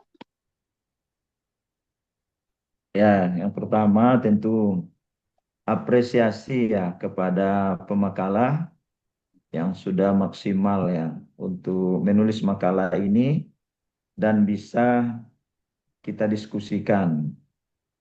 Nah, dan juga tadi dari moderator dan kita semua yang baik yang bertanya maupun yang memberikan jawaban-jawaban dari pertanyaan-pertanyaan tadi, mudah-mudahan bisa kita pahami. Ya, materi kita adalah pendidikan Islam para era globalisasi dan revolusi industri 4.0 gitu ya. Pertama ya menarik juga tadi itu. Ada globalisasi dan ada era revolusi industri ya 4.0. Ya kalau global itu kan istilahnya pernah enggak kita waktu di sekolah dulu ada gambar globe itu seperti bola. Ada, Pak. Ada, Pak. Ada ya? Nah, Ada, Pak. ada ya. Ibaratnya seperti itu hubungan Ada Pak.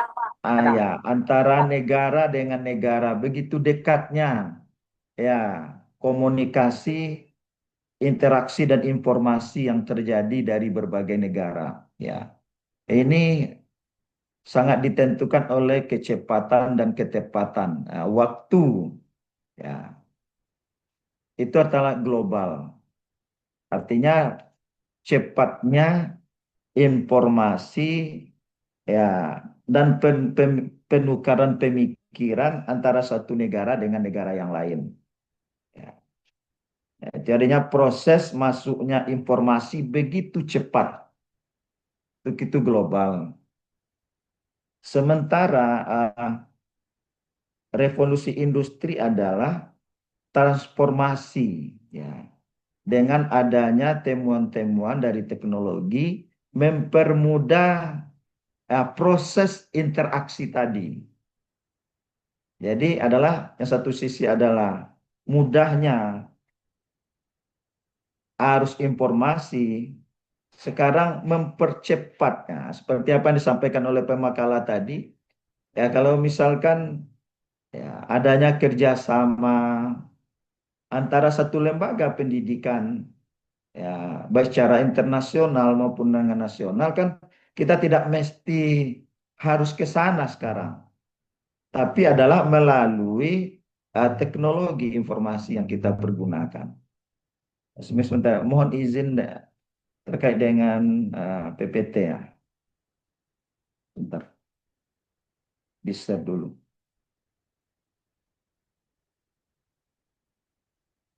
Yes.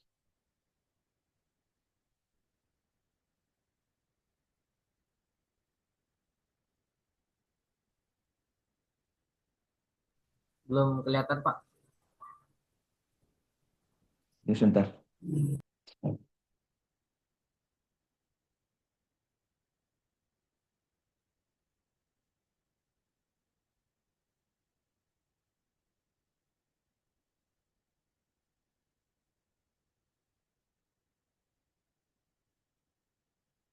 Ya, jadi kalau kita lihat ya, pertama yaitu arus informasi tanpa batas. Nah, itu global. Tantangan pendidikan Islam itu sekarang adalah arus informasi tanpa batas ya. Sehingga tantangannya itu adalah bahwa peserta didik ya akan mudah mendapatkan berbagai informasi dari berbagai negara sehingga akan mempengaruhi ya nilai-nilai dan budaya serta nilai-nilai Islam ya, gitu ya. Jadi dengan adanya cepatnya dapat informasi dengan globalisasi informasi di suatu negara ke negara yang lain itu ya, maka dikhawatirkan nanti dari peserta didik kita itu adalah ya akan terkurasnya nilai-nilai ya Islam. Kemudian yang kedua tantangannya juga adalah dengan mudahnya kita mendapatkan informasi ada krisis identitas keagamaan. Ya, kadang-kadang globalisasi menguburkan batas budaya dan nilai-nilai sehingga berpotensi kadang-kadang melemahkan karakter dari pendidikan Islam itu sendiri. Ya. Ya, kalau kita lihat sekarang ya dengan tantangan globalisasi ini, coba kita lihat bagaimana karakter. Ya, kita merasakan karakter dari peserta didik kita. Semakin hari kan gila makin berkurang ya gitu ya.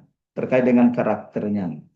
Mungkin di era-era Bapak misalkan ya ketika lewat di depan guru itu saja segan sekali dan merunduk biasanya.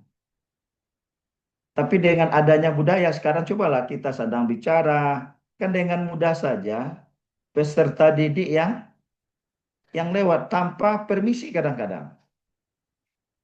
Ya karena itu adalah pengaruh dari globalisasi itu sendiri. Kemudian tantangan berikutnya adalah materialisme dan hedonisme. Gaya hidup kan. Cobalah sekarang bagaimana gaya hidup hedonisme kan. Ya, hanya kenikmatan ya sesaat. Segala sesuatu itu kadang-kadang diukur dengan materi. Misalkan ya, ketika menolong, membantu, yang ditanyanya apa yang saya dapatkan.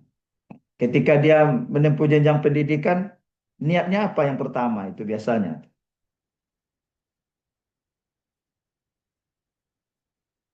Pekerjaan kan? Iya, Ustaz. Ya, biasanya kan pekerjaan. Nah, itu kan sebetulnya bagian dari materialisme sebetulnya. Sebetulnya ketika kita menuntut ilmu pengetahuan, karena Ya, kalau memang dilandasi dengan niat itu, landasannya adalah tauhid keikhlasan, maka yang dia niatkan pertama itu bukan mendapatkan pekerjaan sebetulnya dulu, tapi adalah bagaimana mendapatkan ilmu sehingga dia semakin takut kepada Allah Subhanahu wa taala. Innamah yakhsyallah min ibadihi.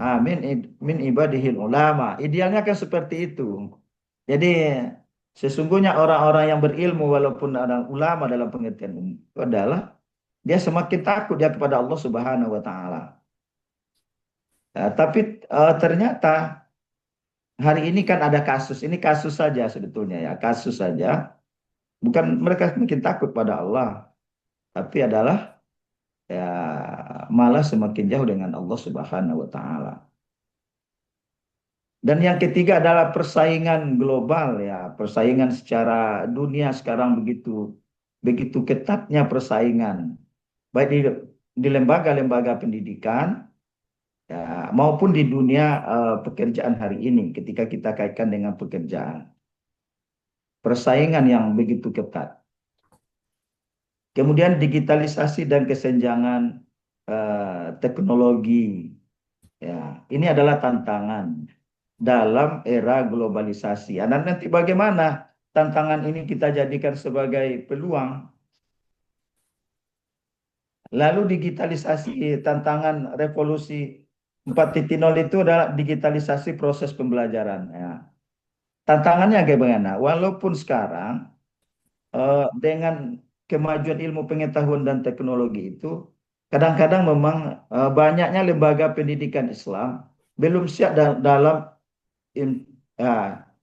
sarana prasarananya.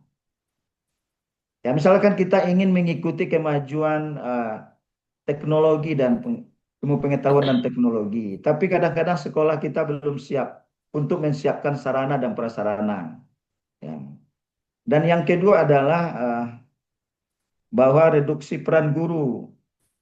Ya, peran guru sekarang, ya teknologi memberikan alternatif bahwa sumber belajar sehingga harus ya, bertransformasi.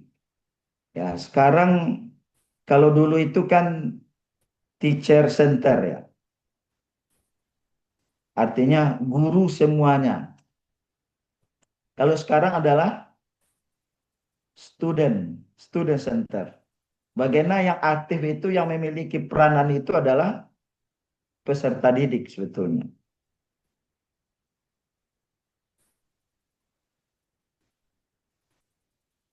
Ya, ini juga tantangan bagi kita bahwa peran guru bagaimana mampu menjadi motivator dan fasilitator dalam proses pembelajaran.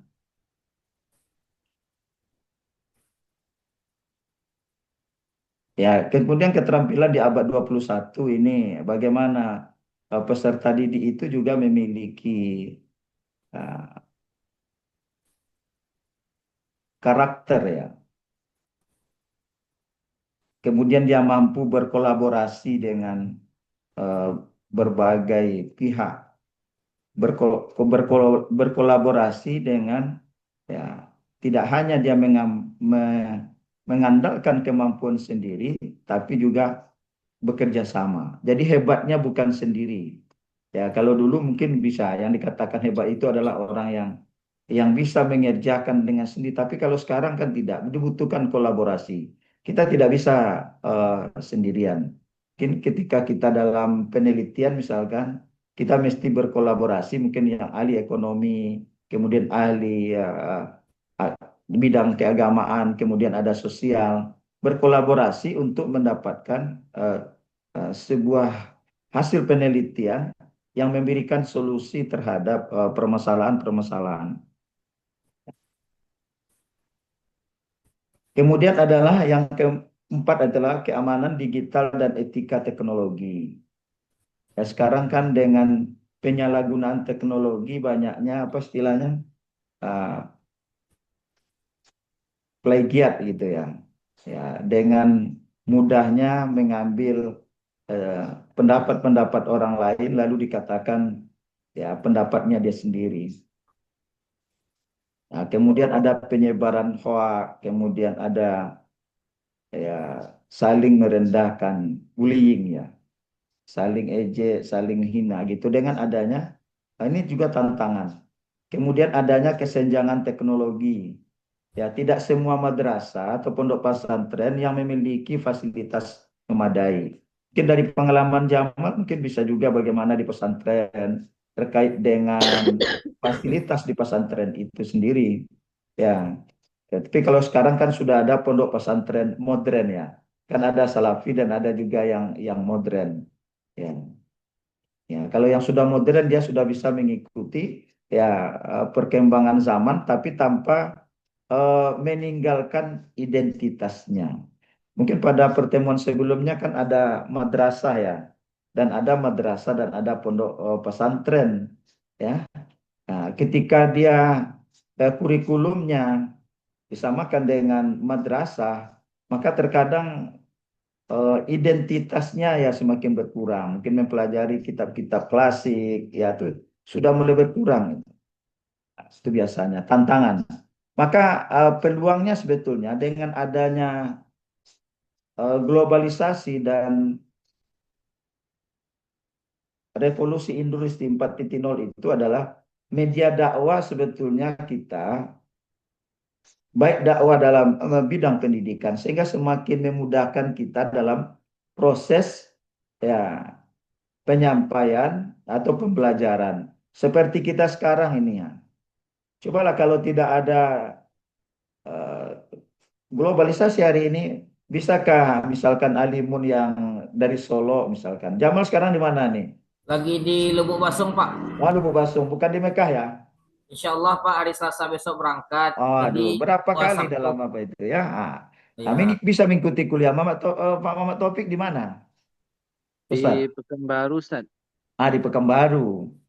Nah, kan memudahkan kita sebetulnya. Rita di mana? Di Junjung, Pak. Di Sujunjung kan. Nah, dengan adanya ini kan kita bisa proses perkuliahan. Cobalah kalau tidak ada globalisasi dan revolusi industri ini, bisakah kita mengikuti perkuliahan seperti ini? Ya, cuma kan yang juga apa namanya? Yang juga mulai berkurang mungkin ya. Kan ada yang mengikutinya dengan serius, ada yang kurang serius. Kemudian penguatan ya Islam. Ya, bagaimana penguatan nilai-nilai Islam itu hendaknya bagaimana kita menjadi ya wasatiyah di tingkat global. Artinya kita tidak al kiri dan al kanan. Artinya bagaimana kita menempatkan posisi kita di globalisasi ini, maka sebetulnya kan ibaratkan pisau ini. Kalau pisau itu tuh apa gunanya? Itu apa gunanya biasanya tuh, Pak Mat Topik? Untuk mengiris, Pak. Mengiris, memotong. Bisa jadi mengiris semua ya. Rita kalau tidak ada pisau membuat ya sayur bagaimana kadang-kadang gini ya. Atau gitu ya. Nah, tapi pisau itu bisa membunuh enggak? Bisa, Pak. Bisa, Pak. Bisa ya. Artinya itu tergantung kepada siapa. Siapa yang memegang bulunya, Pak? Pemiliknya. Jadi ya tergantung kepada pemiliknya. Ya, mau dia pergunakan untuk yang baik atau yang tidak baik. Tentu kita di dunia pendidikan, apalagi pendidikan Islam, tentu kita mempergunakannya dengan memberikan nilai-nilai Islam. Ya tentu kita pergunakan dalam rangka media pembelajaran digital, kan seperti itu. Kemudian teknologi sebagai media pembelajaran. Ya, bagaimana kita mempergunakan dia sebagai media pembelajaran sehingga mempermudah proses penyampaian materi-materi pelajaran. Kemudian pembelajaran itu mesti fleksibel. Ini peluang-peluang yang mesti kita lakukan. Untuk mencapai ini apa yang mesti kita lakukan? Ini yang ditanya tadi, adanya penguatan kurikulum integratif. Ya. Jadi terintegrasi ya kurikulum itu ya antara teknologi Kemudian antara pembelajaran sebetulnya kan kita saja yang memisahkan pembelajaran umum dan pelajaran agama, kan begitu ya. Sebetulnya dulu kan awalnya kan tidak ada pemisahan itu. Kan tidak ada pemisahan. Sekarang bagaimana penguatan kurikulum integratif? Ya, memasukkan nilai-nilai Islam terhadap semua mata pelajaran. Ya, kalau Pak dulu disertasinya adalah integrasi pendidikan Al-Quran dan budaya alam Minangkabau ke dalam mata pelajaran. Ya, nah, jadi bagaimana mengintegrasikan ya nilai-nilai Al-Quran dan nilai-nilai budaya alam Minangkabau ke setiap mata pelajaran yang ada di sekolah. Nah, itu dulu hasil disertasi ya. Nah, tapi kendalanya memang ya tidak semua guru memiliki kemampuan untuk mengintegrasikan. Oleh karena itu tentu pentingnya profesionalisme guru. Mesti adanya guru yang memiliki kemampuan mampu mengintegrasikan itu. Ya. Maka sangat penting SDM ya. Ya. Yaitu sumber daya manusia yaitu guru yang eh, profesional. Kemudian proses pembelajaran itu ada blended learning, pemaduan antara daring dan luring. Nah, jadi diharapkan nanti ya hadir juga ke kampus ya. Kuliah umum sudah dapat informasinya sama Pak Akil Sirat. Pak maaf, Pak belum ya? Belum pasti, Pak. Bukan Pak Akil Sirat ya, Baru Pak itu Said Akil Pak. Munawar. Hah? Ya, beliau hari Kamis datang insya Allah. Tapi Ya informasi itu. lebih lanjutnya nanti Berarti sama Bu blended Ketua. learning itu kan ya kedua-duanya diikuti lah. Insya Allah. Ya, agar tidak hanya di dunia maya kita kuliah ya, tapi juga ada ini tatap mukanya. Kemudian digitalisasi manajemen lembaga. Nah, ini juga tantangan ini. Digitalisasi manajemen lembaga. Yang mudah-mudahan diharapkan ya lembaga-lembaga pendidikan Islam ya mampu melaksanakan ini. Kemudian terakhir adalah penguatan karakter dan spiritual agar identitas dari pendidikan Islam itu tidak hilang. Jadi ada penguatan spiritual yaitu keyakinan kita kepada Allah Subhanahu wa taala. Barangkali ini beberapa hal ya yang dapat disampaikan. Prinsipnya bahwa pendidikan Islam itu baik dari segi lembaganya, kurikulumnya, gurunya mesti ya mesti apa? Yang pertama, kurikulumnya integratif, tidak terpisah, tapi memasukkan nilai-nilai Islam di setiap pembelajaran itu sendiri.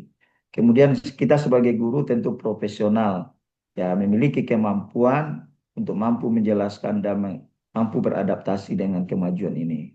Kemudian juga adalah setiap kita pengelola pendidikan ya secara bertahap digitalisasi. Dan alhamdulillah kan sebetulnya lembaga-lembaga pendidikan Islam itu kan sudah banyak yang maju juga. Tapi karena jumlahnya penduduk Indonesia begitu banyak ya, sehingga kelihatannya adalah yang kurangnya saja. Barangkali seperti itu. Aktualisasinya ya, secara teoritisnya sudah bagus ya. Tapi aplikasinya dan aktualisasinya nilai-nilai Islam itu mesti kita berupaya untuk mengamalkannya. Tentu didukung oleh 3 kerjasama. Masih ingat pertemuan sebelumnya ada sekolah, ada masyarakat, dan ada keluarga. Ya, tidak akan mungkin pendidikan Islam itu berhasil jika ketiga hal ini tidak kerjasama. Ada lingkungan masyarakat, ada sekolah, dan ada keluarga. Contoh, di sekolah menanamkan nilai-nilai, anak-anak tidak boleh makan sambil berlari ya, dan sambil berdiri, gitu ya. Tapi sementara orang tuanya dilihat di rumah, makannya sambil berdiri juga kan. Nah, dari dapur ke ruang tamu kadang ya gitu ya. Atau ketika dibawa ke tengah-tengah masyarakat ada pesta, ternyata banyak orang yang berdiri makannya. Begitu ya, berarti dia sangat mempengaruhi. Oleh karena itu tentu harapannya kita kerjasama dalam menanamkan nilai-nilai pendidikan Islam itu sendiri. Barangkali itu yang bisa disampaikan. Jika ada yang mesti kita komunikasikan, silakan. Pas ya. Iya Pak, komunikasi tugas kemarin Pak. Bagaimana ini? Ya Sudah kemarin oke? tuh yang untuk artikel yang 3 orang itu yang bersedia kemarin ada Bu Siva sama siapa Fitri Wulandari dan Nusa Roki Pak. Oke. Mm-mm. Yang lain berarti tergabung jadi Buku ya. buku ya. Oke, enggak apa. Heeh. Baik, kalau tidak ada lagi kita cukupkan sampai di sini atau gimana? Pak, menanya Boleh, Bu? tentang tugas artikel kemarin itu gimana tindak lanjutnya, Pak? Itu sudah dijelaskan, tapi ada 3 orang tadi ya. Oh iya, Ada Bu tapi Syifa, ada ya, Bu Putri Wulandari, dan iya ada kami Oke. Iya Pak. Wulandari sekelompok dengan saya kan karena tadi Ya, dari enggak apa-apa. beliau Itu. tadi Itu mendiskusikan. inovasi, Bu. Oh, Bukan, Bu. Bukan Oh ini, salah Bu. salah. Oh sorry. Maaf, berarti salah Maaf ya. dah berarti Bu Siva ya. Alhamdulillah, terima kasih. Bu Deti atau Bu Sipa tuh? Oh ya lupa Bu Deti, Bu Sipa membantu buku nanti atau mengumpulkan semua Iya, iya. makalah ya. Ya, Bu Deti. Deti Pak Deti. Oh, Iya. Deti ya, Deti. Oke. Iya. Yang Pak, penting mohon arahannya, paling Pak. lambat itu di semester ya. Dia sudah selesai Iya. baik bukunya. Jadi oleh karena itu bagi yang belum tampil tentu disegerakan Makalah. memberikan kepada koordinator terkait dengan makalahnya. Oh iya. Ya kan ada waktu juga nanti. Baik, barangkali demikian. Dikembalikan Oke. kepada moderator.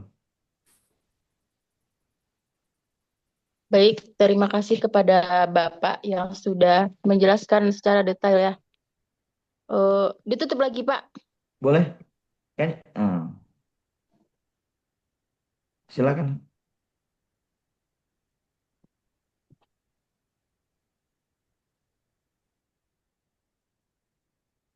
Ayo, Yeni, silahkan Yeni, kata Bapak Dokter.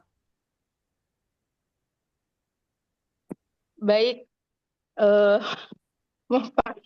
dengan berakhirnya penjelasan dari Bapak dosen kita, berakhir pula pertemuan kita pada hari ini. Saya sebagai moderator, mohon maaf apabila ada kata-kata yang salah. Tadi ya, Assalamualaikum warahmatullahi wabarakatuh. Waalaikumsalam warahmatullahi wabarakatuh. Subhanakallah maha bihamdika. Ya, kita tutup dengan Asyhadu an la ilaha illa anta astaghfiruka wa atubu ilaik. Assalamualaikum warahmatullahi wabarakatuh. Waalaikumsalam warahmatullahi wabarakatuh. Aduh. Baik, mohon. Makasih, Pak. Ya, mohon izin. Pak.